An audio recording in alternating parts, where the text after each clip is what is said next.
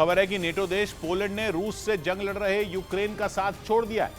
ऐसा इसलिए क्योंकि उसने यूक्रेन को मुफ्त में ईंधन की सप्लाई करने से साफ इनकार कर दिया, जबकि जंग की शुरुआत से ही पोलैंड यूक्रेन के साथ खड़ा है। और नेटो के दूसरे देशों की तरह वो भी रूसी सेना को करारा जवाब देने के लिए उसे घातक और खतरनाक हथियारों की सप्लाई कर रहा है।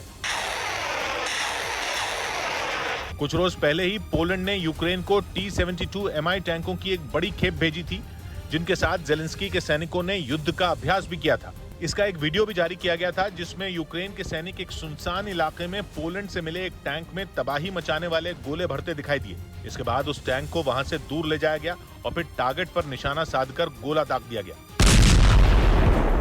टैंक से फायर होते ही गोले ने चंद सेकंड के अंदर ही अपने टारगेट को ध्वस्त कर दिया। इसके बाद वहां धुएं का गुबार उठता दिखा, जिसने थोड़ी ही देर में उस इलाके को अपनी जद में ले लिया। लेकिन 96 दिनों से जारी इस जंग में हथियारों से मदद करने वाले उसी पोलैंड ने यूक्रेन को धोखा दे दिया, या यूं कहें कि उसे बीच मझधार में छोड़ दिया।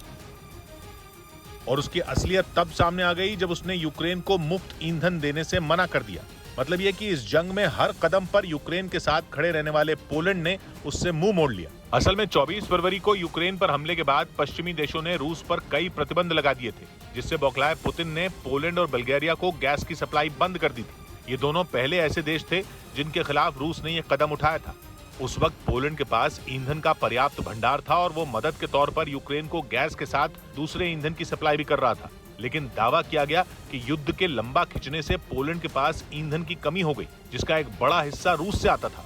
पोलैंड को यह अंदेशा नहीं था कि जंग इतने दिन चलेगी। यही वजह रही कि उसने यूक्रेन को मुफ्त ईंधन देने से इनकार कर दिया, ताकि उसके यहाँ ईंधन का संकट न खड़ा हो।